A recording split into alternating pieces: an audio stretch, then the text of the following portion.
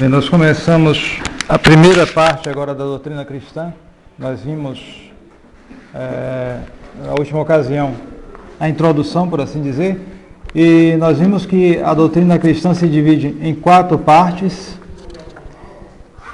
que são justamente o credo, o Pai Nosso, os mandamentos e os sacramentos. Então nós veremos agora o chamado símbolo dos apóstolos, chamado também o credo, justamente das primeiras palavras, credo, eu não der, etc. É credo, Pai Nosso, que mais? Sacramento? O credo, o Pai Nosso, os mandamentos e os sacramentos. São as partes da doutrina cristã que nós veremos. Então, do credo em geral, é o primeiro capítulo. Pergunta de número 15. Qual é a primeira parte da doutrina cristã? A primeira parte da doutrina cristã é o símbolo dos apóstolos, chamado vulgarmente o credo. Por que chamamos ao credo símbolo dos apóstolos? O credo chama-se símbolo dos apóstolos porque é um compêndio das verdades da fé ensinadas pelos apóstolos. De fato, os que pesquisam a Escritura e os evangelhos em particular, alguns dizem, já estudo sobre isso, que como a primeira pregação, a primeira expansão, melhor dizendo, da doutrina católica foi feita oralmente, não existia escritura do Novo Testamento. O Novo Testamento ele começou a aparecer poucos anos depois, não se sabe exatamente, mas foram poucos anos depois. Porém, no começo não estava escrito ainda. Era de forma oral, nosso Senhor mandou pregar, não mandou escrever.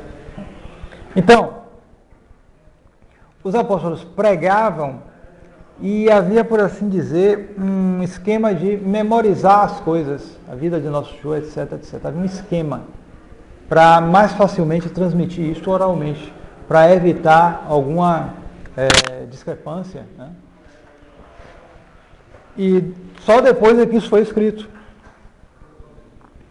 Naturalmente houve alguma pequena discrepância aparente e que aparece na Escritura, porém não é uma discrepância real, é só algo complementar, como aquela história, por exemplo, do galo que cantou, um disse que cantou 3 vezes, outro só fala em uma. Ora, não se opõe necessariamente, mas evidentemente o que fala 3 vezes fala mais completo. Apenas o outro fala que o galo cantou, não, cantou, mas se cantou 3 vezes, aí o outro que vai dizer. E eu acho que quem disse era justamente quem estava mais próximo de São Pedro. São Pedro contou para ele. Então, havia todo um esquema de memorização da doutrina católica. Então, esse esquema aí certamente influiu também na elaboração do credo, que é uma espécie de... Você resume aquele ensinamento em determinadas proposições e você retém aquilo de memória. Muito importante isso, reter de memória. A sociedade revolucionária de hoje, já há muito tempo, sobretudo na educação, ela vai contra isso. Se você reteve na memória, mas você não entendeu, não adiantou nada. Adiantou sim. Bom, não está completo, estou de acordo. Mas você reteve, aquilo vai ter ressonância em você. E você pode, com o tempo, compreender melhor.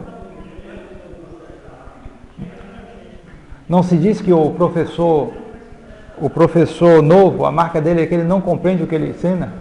Ele não ensina, ele não compreende, porque não compreende bem, mas ele compreende alguma coisa. Mas ele transmite aquilo que ele, em grande parte, memorizou. É importantíssimo isso. Importantíssimo. Eu me lembro, por exemplo, de um colega meu que eu tinha, e já nesse tempo, nos colégios, segundo grau, já se falava contra decorar as coisas, isso, aquilo.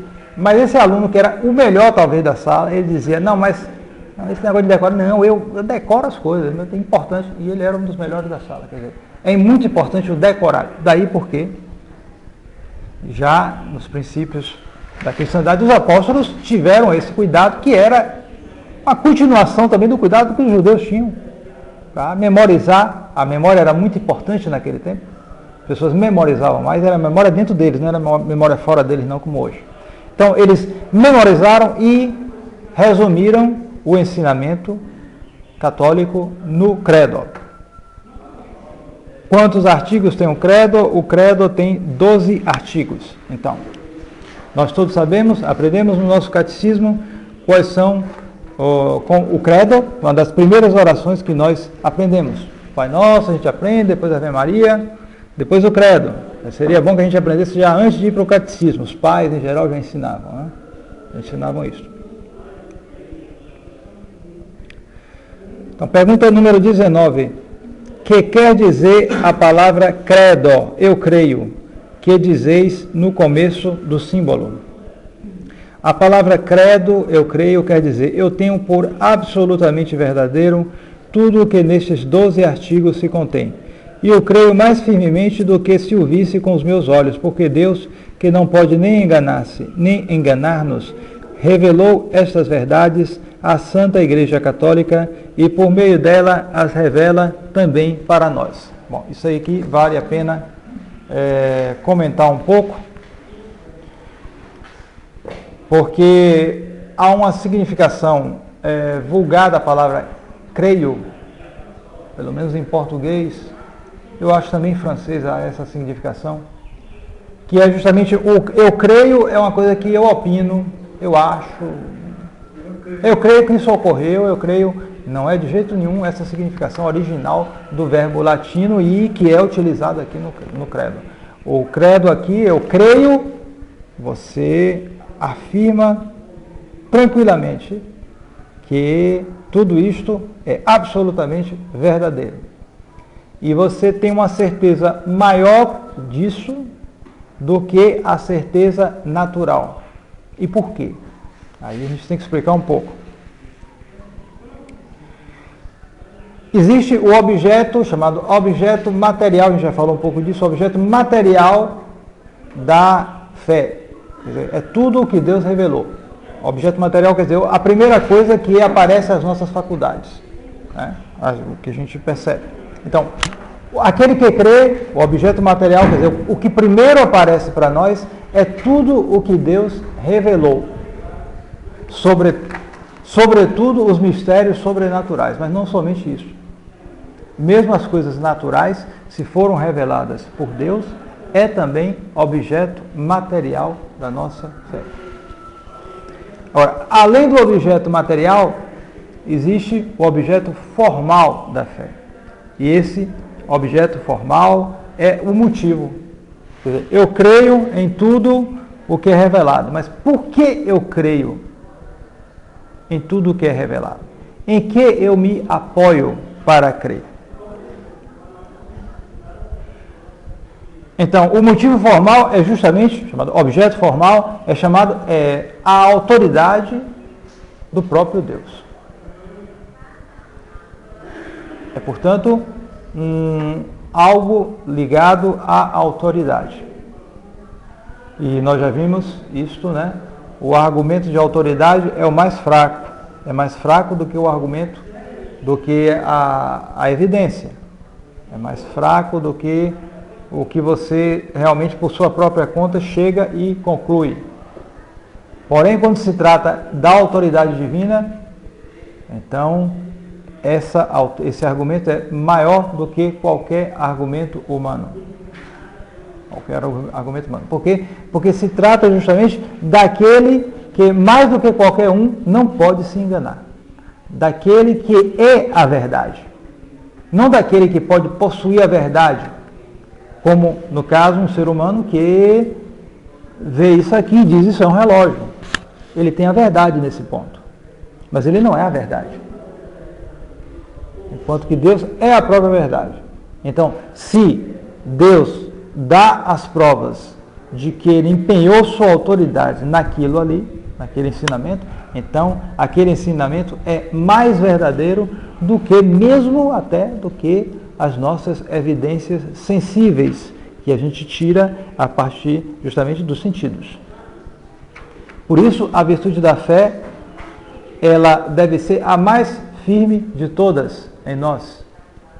E essa afirmação não deve deixar lugar a dúvidas, não deve deixar lugar a dúvidas. Pode vir dúvidas por meio de tentações.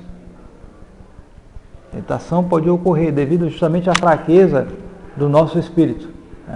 Mas o nosso apoiar-se na fé deve levar-nos a ter uma firmeza cada vez maior na profissão da fé. É a primeira coisa.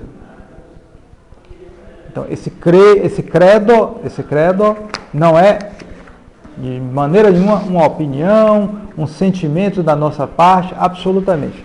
É uma afirmação, você tem isso por absolutamente verdadeiro. Que contém os artigos do credo. Os artigos do credo contêm tudo o que de mais importante devemos crer acerca de Deus, de Jesus Cristo e da Igreja, sua esposa. Justamente, o credo ele tem uma divisão, por assim dizer, trinitária. Ele começa falando, eu creio em Deus Pai Todo-Poderoso, Criador do céu e da terra, primeira coisa. Deus Pai. Depois vem a parte grande, porque justamente foi o que veio a nós, o que tomou carne humana, do Verbo, a segunda pessoa. Então, e em Jesus Cristo, um só seu Filho, nosso Senhor. E aí se faz um pequeno resumo da vida de nosso Senhor, vejam bem, pessoal. Até criança pode aprender isso. É tão pequeno, mas está ali. Deus Pai, Deus Filho, resumo da vida de nosso Senhor.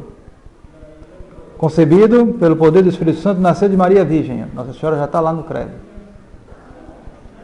Depois, olha, é o Natal, né? Primeira coisa, o Natal. Depois o quê? A paixão. Padeceu sob o poder de Pôncio Pilatos. Pôncio Pilatos entra aí, como o povo diz, né? Entrou que nem Pôncio Pilatos no credo, né? Porque ele entrou aí só como o vilão, né? Padeceu sob o poder de Pôncio Pilatos. Foi crucificado, morto e sepultado. A paixão. Semana Santa. Desceu aos infernos, ao terceiro dia ressurgiu dos mortos. Está aí. O limbo, a ressurreição, Páscoa.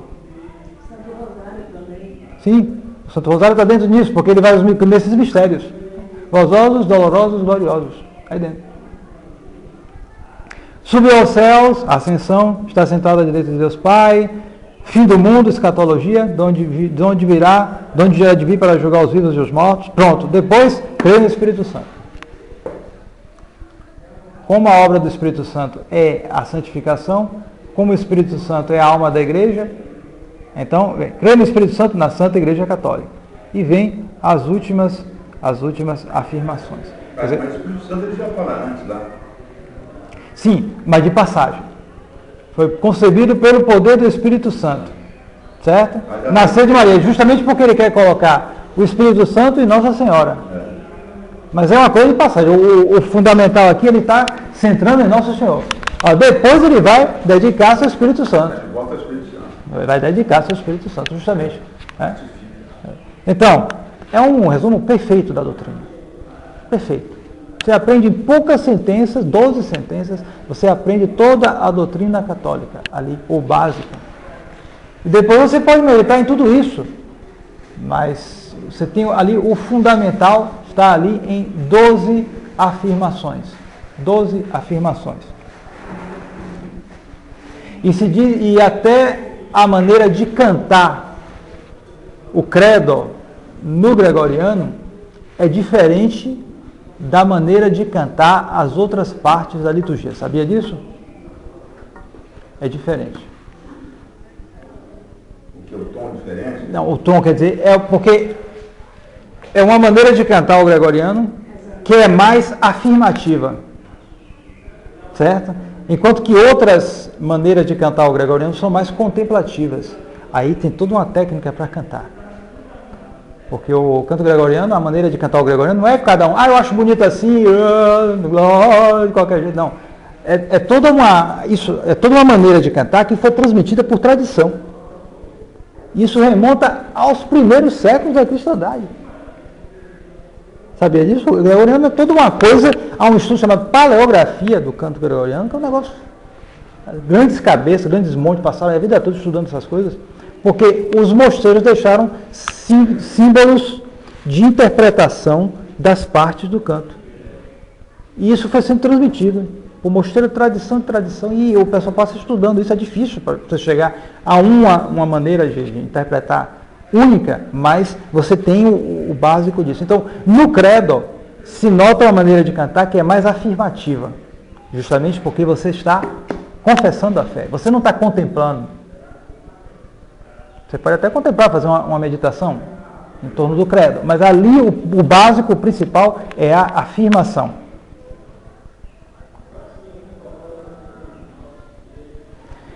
É muito útil rezar frequentemente o credo. É utilíssimo rezar frequentemente o credo para imprimirmos cada vez mais no coração as verdades da fé.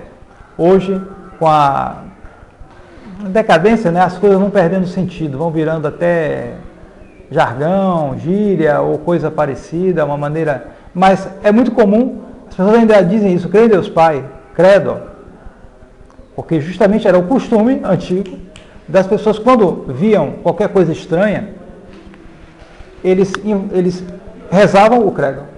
É um costume católico das gerações antigas, porque justamente eles sabiam que nessa confissão da fé, essas verdades se imprimiam cada vez mais no coração, né, e justamente nos protegiam de tentações, de ações demoníacas, etc. E essa expressão espanta-se só para a cruz, credo? Justamente, a cruz que espanta o demônio, o credo pelo qual a gente confessa a fé. Quer dizer, com o tempo decaiu, se tornou uma coisa meio... Mas havia... Isso vem de quê? Era do costume que os padres ensinavam. Os missionários, etc. E, portanto, nós devemos retomar esses costumes, porque isso tem um fundamento, isso afasta a influência do demônio, isso contém graças, né? Na confissão da fé, há uma graça ligada a isso. E, portanto, como é que a gente confessa a fé? Com o credo. É uma maneira privilegiada. Então, entramos agora no capítulo 2, primeiro artigo do credo. Agora nós vamos começar a ver o credo in specie, como se diz, né? Não só em geral, mas em particular, né? Então, primeiro artigo, nós começamos de Deus Padre e da criação, porque justamente esse, o primeiro artigo é justamente esse. Creio em Deus Pai Todo-Poderoso, Deus Pai Todo-Poderoso, Criador do céu e da terra. Que nos ensina este primeiro artigo? O primeiro artigo do credo ensina-nos que há um só Deus, primeira coisa, o qual é todo-poderoso e criou o céu e a terra e todas as coisas que no céu e na terra se contêm, isto é, todo o universo. Como sabemos nós que há Deus? Sabemos que há Deus porque a nossa razão nos demonstra e a fé nos confirma. Muito importante. A existência de Deus é conhecida pela razão. Qualquer pessoa que... daí porque as pessoas em geral, é muito raro você encontrar um ateu. Hoje, com essa excrescência que é a universidade moderna, você encontra realmente mais. Embora, quando ele vai para a UTI, não sei se é mais difícil. Ele começa... Eu já ouvi médicos dizer que... Alguém dizer que o UTI não tem ateu. O problema é muito raro, né? Mas você encontra nas universidades, encontra, porque o sujeito está ali naquele ali, o ambiente já envenenou demais. Mas entre as pessoas que estão mais em contato com a natureza, etc., eles chegam à conclusão de que há Deus. A corrupção que pode ocorrer justamente é o politeísmo. Você note bem nas idades antigas, você não existia, ateísmo era uma coisa muito rara. Talvez um ou outro, justamente daqueles filósofos, fazia a sua pequena universidade e aí começava a cozinhar o seu próprio miolo. E dizia essas tolices, mas em geral era muito raro. A corrupção justamente era o politeísmo. Quer dizer, você acabar exagerando, digamos assim, entre aspas, e começar a ver Deus em tudo. De fato você pode ver Deus em tudo, mas Deus é um só. Eles não, eles personificavam as coisas e começavam a adorar e entravam naquela ignorância, Deus, isso, aquilo. Isso era geral, todos os povos, todas as raças caíram nisso. E os israelitas tiveram que ter a intervenção contínua do Deus verdadeiro, e não era brincadeira, né? Deus mandava matar, matava os israelitas quando eles faziam, porque eles caíam muito nessas coisas, no politeísmo. Então o problema naquela época era esse, vários deuses, ídolos, etc, etc. E aí o demônio tomava conta e os deuses eram demônios. São Paulo disse claramente isso, né? Porque eles se desviavam dessa maneira. Mas as pessoas, elas viam que havia um Criador, porque elas tinham um senso comum mais preservado, elas viam que havia um mundo, o mundo existia, não podiam negar isso, estavam doidas. O mundo existia e esse mundo tinha uma causa, já que se vê claramente que tudo tem uma causa. A coisa não aparece do nada, se ela apareceu, teve uma causa. Então você não pode infinitamente recuar nisso, você tem que chegar a um ponto em que há uma causa primeira. Sem acaso. Não, porque o acaso justamente é a medida da nossa ignorância, só isso. Como a gente ignora, a gente diz que é acaso. A gente pode passar a vida toda ignorando aquilo, mas a gente não pode, mas se a gente ignora, Deus não ignora. Deus é como um que está na torre, bem alta, ele vê a rua toda ali, ele vê que um fulano vai se encontrar com o outro naquela esquina, e os dois se encontram, para eles foi um acaso. Fulano, encontrei você por acaso aqui, fulano, encontrei você por acaso. Mas o que está lá na torre, não, ele viu, porque ele viu sair daqui e viu chegar. Então, para ele que está na torre não é um acaso. Ele já previa que eles iam se encontrar. Então, às vezes ele até desvia e providencia que encontra. Justamente. Aí são as intervenções, etc., onde ele utiliza, e nós que estamos aqui embaixo, não vemos direito as coisas. É só isso, questão do acaso. Então,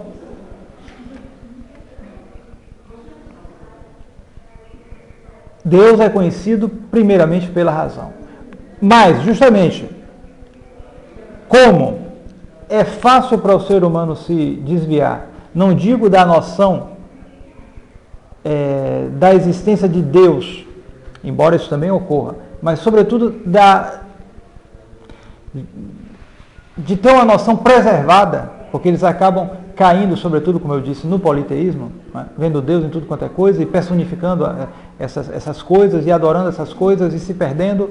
Então, para se ter uma noção preservada, perfeita de Deus, quanto é possível aqui na Terra, então Deus revelou isso. Claro, se ele tinha que se revelar, ele tinha que se revelar que ele é Deus e que ele é o único Deus. Então, a razão nos demonstra isso, e a fé nolo confirma. A fé confirma que Deus existe. Por que se dá a Deus o nome de Pai? Pergunta número 24. Dá-se a Deus o nome de Pai? São 3 motivos. Primeiro, porque é Pai por natureza, da segunda pessoa da Santíssima Trindade, isto é, do Filho de Deus, por ele gerado. Segundo, porque Deus é Pai de todos os homens que ele criou, conserva e governa. Terceiro, porque finalmente é Pai pela graça de todos os cristãos, os quais, por isso, se chamam filhos adotivos de Deus. Então, nós vemos, primeiro, Deus é Pai na Trindade, porque a primeira pessoa da Santíssima Trindade é o Pai. Pai, o Filho e o Espírito Santo. Então, ele é Pai por isso, por causa da Trindade. Segundo, ele é Pai por causa da criação natural. Porque ele criou, ele conserva e governa as coisas. E depois nós veremos mais em particular essa questão da criação, que é muito importante. Deus criou. Então, tendo criado, nos conservando a vida, se ele tirar essa conservação, na mesma hora nós desaparecemos. É impressionante, nosso show nos conserva, e mesmo a gente cometendo pecados, etc., às vezes se revoltando contra Deus, ele nos conserva. Nós utilizamos de maneira muito má, mas essa conservação que Deus nos deu, mas o Senhor continua nos conservando. Continua. E ele nos conserva e ele nos governa. Sim, ele nos governa. Apenas o governo de Deus é um governo que leva em conta as naturezas. Esse é a grande coisa, o seu grande poder, mas também é um grande problema, porque para nós, né? Para ele não, para nós é um problema, porque Como ele nos criou livres, nós podemos pecar, né? E aí é o problema.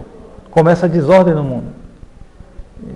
Vai aumentando essa desordem, aumentando. Nosso Senhor morre na cruz, mas a gente melhora um pouquinho, mas depois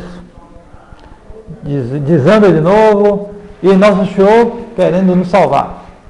Mas Ele nos governa. E a finalidade última da criação justamente é a glória de Deus. Importantíssimo isso, porque inclusive no Vaticano II isso foi transgredido. Transgredido. É a grande diferença fundamental entre o catolicismo e o humanismo. O humanismo, Deus criou o homem para Ele mesmo, para a glória do homem mesmo, coisa parecida. Já ouvi dizer, não sei se é verdade, mas ouvi dizer isso, que Paulo VI uma vez foi cantar o Gloria in Excelsis em São Pedro, né? Aí Gloria in Excelsis Domini, não sei se é verdade. Eu ouvi dizer isso, diz que tem até o vídeo disso, eu não sei. Eu ouvi dizer, me falaram lá, quem foi que falou? Gente que falou assim. Já pensou? Quer dizer, mas se você pegar o texto dele no final do concílio, é isso aí.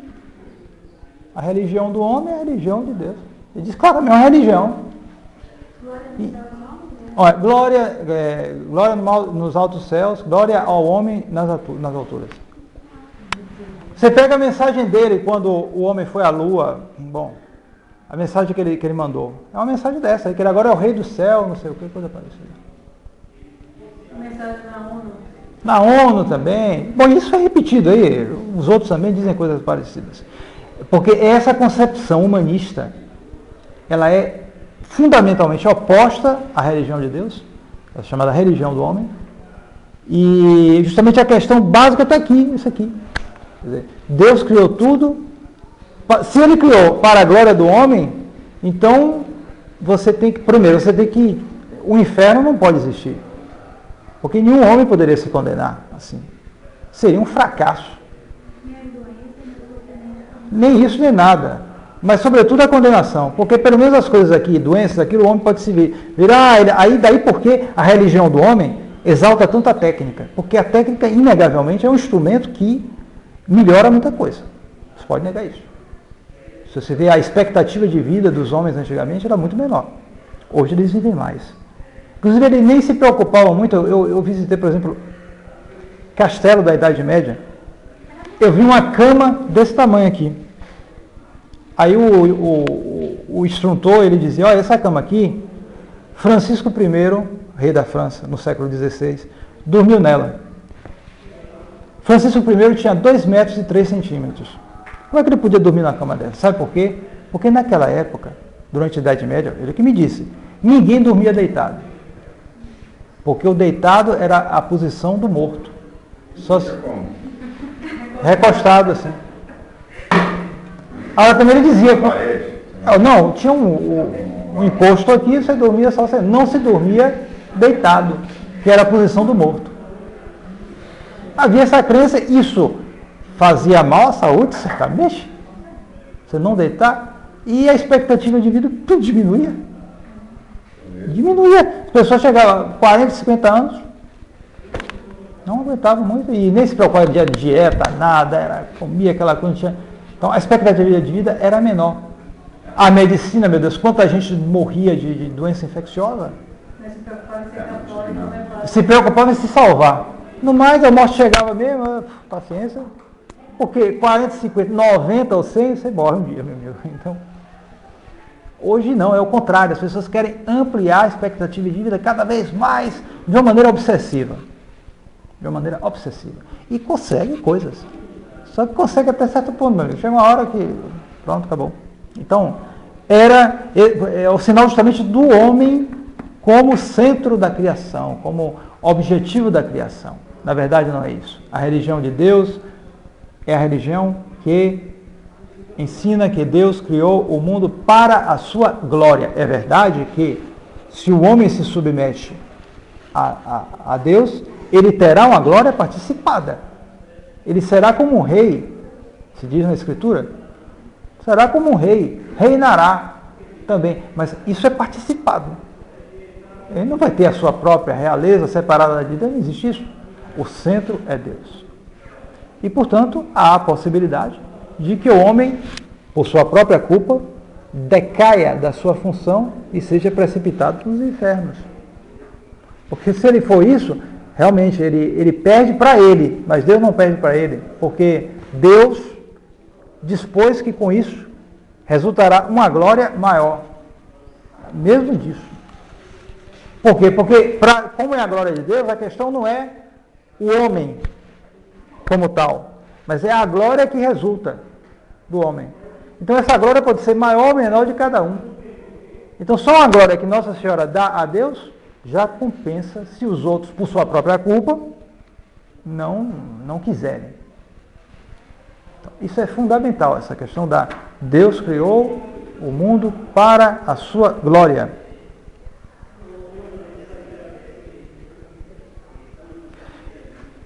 O protestante, no fundo, mais ou menos isso aí, porque ele pode pecar à vontade, está salvo, né? Viver bem aqui. Para mim, o fundamental do desvio protestante, uma das coisas, né, onde esse aspecto do centro entra, é o engano satânico de pensar que você abre a Escritura e tem a verdade da Escritura. Para mim, é uma das coisas principais. Porque justamente o engano do demônio está aí. Porque o que é que acontece? A Bíblia é a palavra de Deus, sim, claro, a Bíblia é a palavra de Deus, mas ela necessita de interpretação. Isso eles não aceitam, porque eles não gostam de mediação. O único mediador entre Deus e homem é nosso Senhor Jesus Cristo, de fato, está na Escritura. Mas o mediador entre Jesus e nós? A questão é essa. Então, eles tomam aquilo, tomam a Escritura e não conseguem, na insensatez deles, entender que se a Escritura é a palavra de Deus e a palavra vem a nós sem intermediário, então tem que todo mundo receber da mesma maneira. Cada um interpreta o que quer. Mas qual é o resultado? Cada um interpreta de uma maneira. Então, eles ao invés de se dar conta que é um erro, então, eu estou errado. Esse ensinamento é sério. Não, eles continuam. O resultado é que esse Espírito Santo, como dizia Lutero, que iluminaria cada um, na verdade, é a própria pessoa. A própria pessoa que é deixada às suas próprias forças e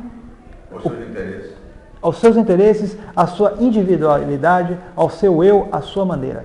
Ao invés de Deus que se manifesta pelo magistério, agora é a pessoa por sua própria conta. É verdade que depois ela se submete a pastores, isso, aquilo, mas fica ilógico. Na prática, a tendência do protestantismo é se tornar um humanismo. Isso que eu ia falar, não deixa de ser um humanismo. A tendência lógica é essa. E, logicamente, pode ocorrer outras coisas. Assim, por exemplo, a gente vê agora, nesses anos no Brasil, você vê esse fenômeno se repetir.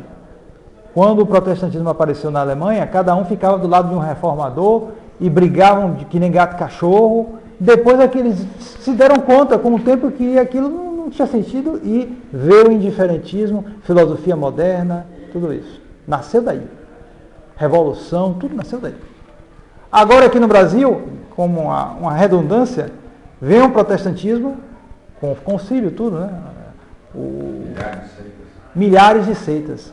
Cada um com seu pastor, com isso, com aquilo, ministério de fulano, ministério de cicrano, isso, aquilo outro. Mas já há agora, alguns anos depois, esse fenômeno do indiferentismo já está aumentando cada vez mais. Por quê? Porque os católicos e os protestantes, os católicos por causa do concílio e os protestantes por causa do protestantismo, eles começam a ver com o tempo que, não, eu procurei a verdade aqui, mas que é cheio de miséria, aquilo, e aí eu vou pegar minha Bíblia, como o brasileiro ainda é muito, ele ainda tem um resto de catolicismo e de cristianismo ainda muito forte ainda nele, então ele, vou pegar a Bíblia e vou interpretar, faço uma religião, quer dizer, é uma espécie de indiferentismo. Ele não chegou ainda ao ponto do europeu, que já largou tudo, está vivendo como pagão mesmo, ele ainda tem um resto, mas na prática é isso, o indiferentismo, que vai tomando cada vez mais conta. Tomando cada vez mais conta, justamente por causa desse princípio falso do protestantismo. Bom, retomemos. Então, Deus é Pai por natureza, porque nos criou, conserva e governa. Terceiro, porque finalmente Ele é Pai pela graça. de todos os cristãos, os quais por isso se chamam filhos adotivos de Deus. Aí já é um motivo sobrenatural. Deus nos criou e nos recriou, entre aspas, pela sua graça, porque justamente Ele nos criou e nos elevou à graça de Deus, mas por causa do pecado dos nossos primeiros pais, a geração se tornou a geração chamados filhos da ira, né? E nosso Senhor veio nos redimir, nos recuperou a graça e nos concede essa graça pelo batismo. Pelo batismo nós somos feitos filhos de Deus. E aí Deus se torna o nosso Pai no sentido mais elevado do termo. No sentido, porque justamente Ele é Pai justamente porque nós fomos batizados. Daí porque se chama batizado de filho de Deus. Enquanto que um que não é batizado se chama pagão. Então, não é propriamente falando um filho de Deus. Né? Que quer dizer, porque o Padre é a primeira pessoa da Santíssima Trindade. O Pai é a primeira pessoa da Santíssima Trindade porque não procede de outra pessoa, mas é o princípio das outras duas pessoas, isto é, do Filho e do Espírito Santo. O Filho e o Espírito Santo procedem do Pai. O Espírito Santo procede do Pai e do Filho. Tenham bem isso em mente, porque os ortodoxos, eles têm esse erro. Eles não foram declarados, que eu saiba, hereges como tais. Eles são considerados cismáticos. Mas eles têm esse erro ao qual eles são apegados. É um erro dogmático. Eles dizem que o Espírito Santo procede só do Pai e não do Filho. Mas o Espírito Santo procede do Pai e do Filho. Daí a célebre questão do filioque. Do Pai e do Filho. Filioque. É o credo que a gente diz. Né? Procede do Pai e do Filho. Credo de Santo Atanásio, né? O Filho procede do Pai só. Procede do Pai. Agora o Espírito Santo procede do Pai e do Filho. Que quer dizer a palavra Todo-Poderoso? A palavra Todo-Poderoso quer dizer que Deus pode fazer tudo o que quer. Deus não pode pecar nem morrer. Como é então que se diz que Ele não pode fazer tudo? Que Ele pode fazer tudo?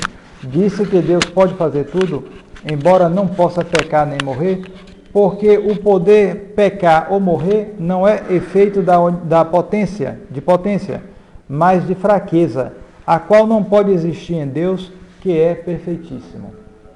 O pecado, a morte, tudo isso são fraquezas, não é um poder, é uma fraqueza, simplesmente. Porque justamente o pecado é um mal moral.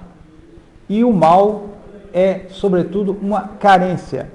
O mal não é um ser. Nós não somos maniqueístas. O maniqueísmo que veio da gnose ensina justamente que o mal é uma espécie de ser. O que é um absurdo. O mal é uma carência devida. Uma pedra não enxerga. Isso é um mal? Não. Porque a pedra, por natureza, não tem olhos. Mas um homem cego é um mal. Porque o homem, por natureza, tem olhos e deve enxergar. Se ele não enxerga, é um mal. Porque é uma carência. Algo devido, algo que deveria haver e que não há. Isso aqui é um mal. Ou isso aqui é um mal. Pois bem, na ordem moral, esse mal é chamado pecado. Algo que devia haver, mas não há. Nós devíamos obedecer a Deus, mas, infelizmente, muitas vezes não obedecemos. Então, isso é um pecado. Então, é uma fraqueza. Nosso Senhor não pode ter isso. O que quer dizer Criador do céu e da terra? Pergunta de número 28. Criar quer dizer fazer do nada. Portanto, Deus disse Criador do céu e da terra, porque fez do nada o céu e a terra e todas as coisas que no céu e na terra se contêm, isto é, todo o universo. Questão importante também, a criação. Deus, criar quer dizer criar do nada. Atenção, Hoje se tomou também a palavra criação e se utiliza em vários sentidos que não é o sentido próprio. Assim se diz que um menino que pega um papel e desenha lá uma coisinha, depois desenha 8 e sai tudo bonitinho, mais bonito do que os outros meninos, então se diz que ele tem muita criatividade. A atividade criadora dele é muito fecunda. Tal escritor, nos anos que ele tinha entre 30 anos e 50 anos, ele estava no máximo, no auge da sua atividade criadora. A gente vê muito isso, utilizar nesse sentido a palavra criação. Porém, não é criação no sentido próprio. Criar no sentido próprio é fazer do nada. E a pessoa que escreve um livro, ele utiliza matérias com isso. A partir daí ele faz alguma coisa. A pessoa que constrói uma casa, ele tem conhecimentos de engenharia, de arquitetura e faz uma bela casa, etc. Mas ele utilizou materiais. Propriamente falando, ele não criou aquela casa. Uma coisa muito relativa, a atividade criadora das pessoas, dos seres humanos.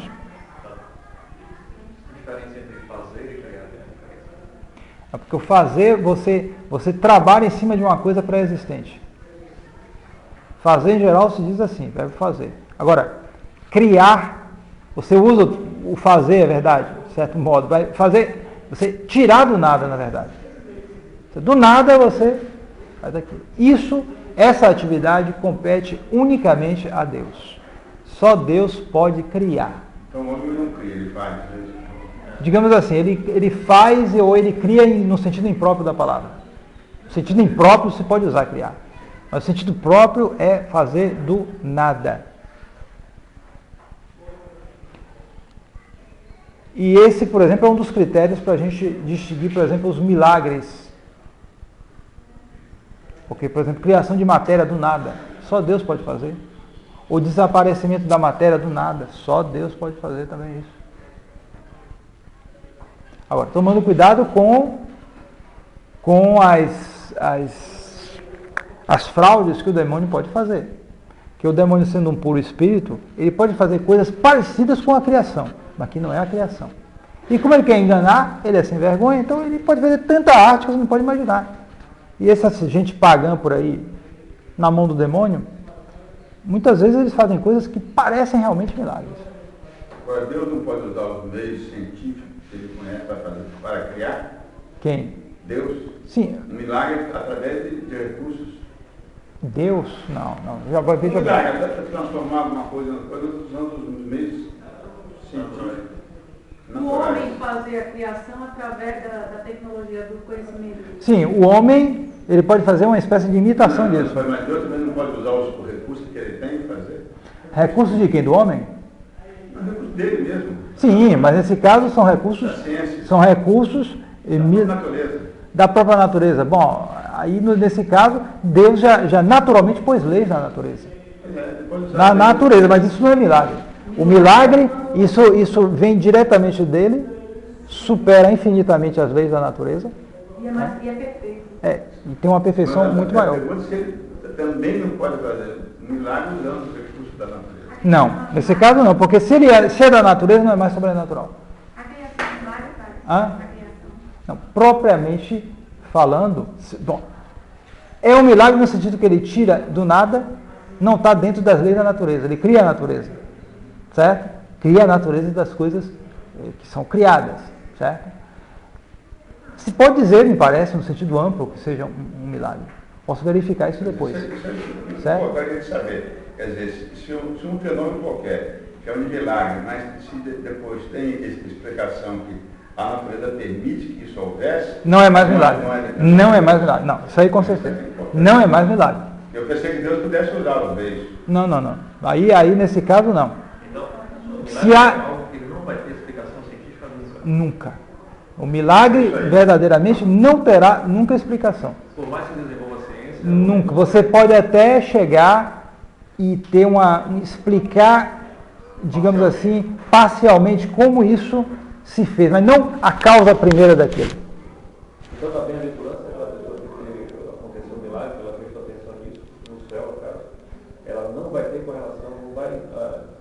conseguir verificar que houve um milagre com algo científico. Não vai ter associação nenhuma científica. Não, científica não, porque a ciência, justamente, vem da nossa capacidade natural de perceber as coisas. E o milagre vem de uma ação direta de Deus, cuja inteligência supera em muito a nossa, claro, de maneira infinita. Ele não quer usar, então, a ciência. Não, se ele usar a ciência, ele vai tratar da natureza conforme as leis naturais. Ele pode até, por exemplo, fazer uma aceleração das leis naturais, que seria uma aceleração em si milagrosa. A aceleração. Então, por exemplo, se ele faz o Sol baixar daqui, baixar mais rápido, e o tempo passar mais rápido, ele está utilizando a natureza, mas de maneira milagrosa. Uma aceleração que não é normal. Ok, mas ele então usou a capacidade... Ele usou uma capacidade divina para fazer isso, mas se serviu da natureza.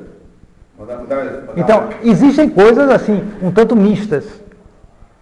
O milagre em que... O milagre do sol empático? Não, o milagre do sol parece que ele foi um milagre... não que Nosso Senhor tenha pegado o sol como tal e feito isso.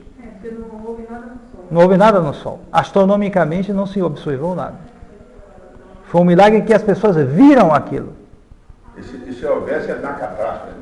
Claro, quer dizer, ele fez aquilo de maneira... Parece um tanto talvez com os milagres bíblicos, em que Nosso Senhor faz uma impressão, produz aquilo de uma maneira sobrenatural, e que todo mundo vê aquilo. E por isso não é uma ilusão, porque não existe ilusão coletiva. E gente que estava fora dali, nem estava vindo. Viu também. Gente que estava fora, distante, viu também. Outro exemplo também que ele pode, mas ele fez eu vou inventar. Ele faz um inseto ali e jogar alguma coisa no líquido, aquele líquido muda naturalmente. Ele induziu o inseto lá. Sim, ele induziu. Foi uma coisa diferente. Nesse sentido, está indo contra as leis da natureza. Está indo acima das leis da natureza. Há uma suspensão das leis da natureza naquele momento. Fez com que o inseto Exatamente. Padre, a abreviação do tempo, que é o que a ciência já está comprovando desde a década de 80, isso é uma intervenção de Nosso Senhor, porque senão ninguém se salva. E ele disse isso, se o tempo não fosse abreviado, ninguém se salvaria. E graças a ele é que o tempo está passando rápido. Passando rápido mesmo, Está passando, já está o medidor de Schumann da ressonância magnética do planeta, já é comprovado. Impressionante isso. Bem, quer dizer, Deus disse, Criador do céu e da terra, porque fez do nada o céu e a terra, todas as coisas que no céu e na terra se contêm, isto é, todo o universo. O mundo foi criado somente pelo Pai, o mundo foi criado igualmente por todas as três pessoas divinas. Porque aquilo que uma pessoa faz relativamente às criaturas, fazem-no com um só e mesmo ato também as criaturas. Foi Deus que criou o mundo e, portanto, não só foi Deus, mas foi o Pai, o Filho e o Espírito Santo. Por que então a criação se atribui particularmente ao Pai? Atribui-se porque a criação é feita da onipotência divina, a qual se atribui particularmente ao Pai, como se atribui a sabedoria ao Filho e a bondade ao Espírito Santo. Nós veremos isso mais em detalhe quando a gente tiver que falar da Santíssima Trindade. Embora todas as três pessoas tenham a mesma onipotência, sabedoria e bondade. Deus cuida do mundo de todas as coisas que criou? Sim. Deus cuida do mundo de todas as coisas que criou, conserva-as e governa-as com a sua infinita bondade e sabedoria, e nada sucede no mundo sem que Deus o queira ou o permita. Importante. Por que dizeis que nada sucede sem que Deus o queira ou o permita? Porque há coisas que Deus quer e manda, e outras que Ele não quer, porém não impede. E, sobretudo, é o caso do pecado. Né? Por que Deus não impede o pecado? É a grande preocupação de pessoas, né? Porque causa tanto sofrimento, né? Causa tanto sofrimento.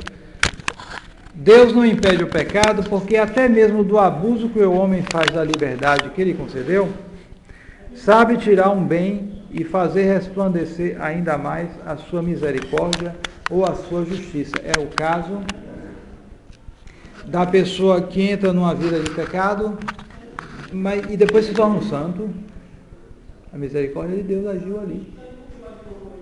Às vezes passou uma vida longa de pecado, se converteu, porque ele vai... Santa Maria Madalena, amanhã, né?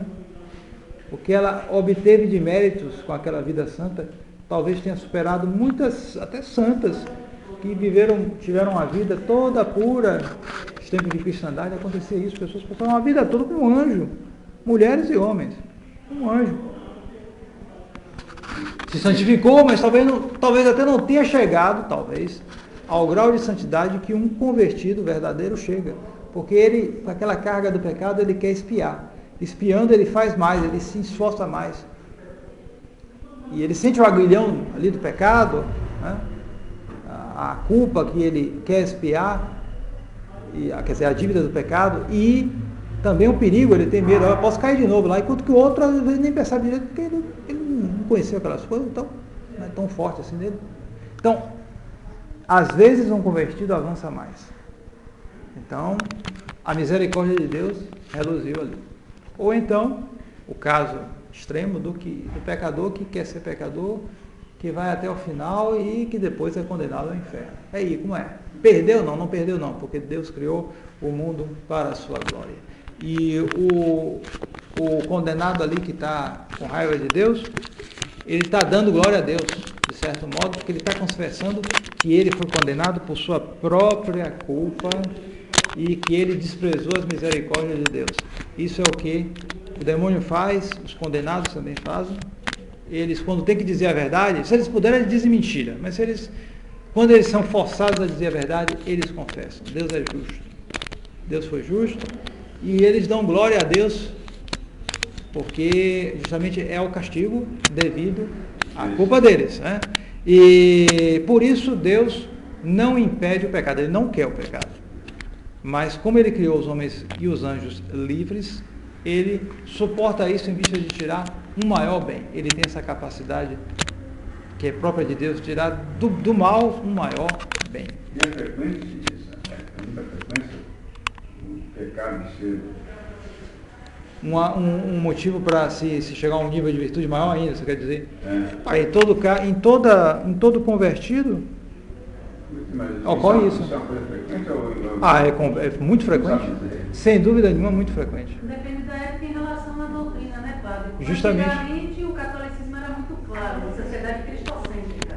Então o pecado é uma coisa assim, extrema e notória. Sim, justamente. Hoje virou regra. Não, hoje isso pode estar menor, porque há um número menor de convertidos. O endurecimento do pecado é maior. Mesmo porque ele é normalizado, entre aspas. Então o endurecimento se torna cada vez maior porque o homem tem uma tendência normal para a normalidade. Ele quer normalidade. Ninguém gosta de ser marginal. Ora, hoje a grande estratégia é essa, é marginalizar o bem. Ser bom hoje é ser marginal, quase. Está se tornando isso. Ser bom é ser marginal. Eles estão conseguindo isso justamente pela mudança lenta, disfarçada, mas contínua das leis. Então, porque o pecado hoje não está sendo catalisador de... Sim, porque antes a lei de Deus era a base para a lei dos homens. Era assim que deve ser.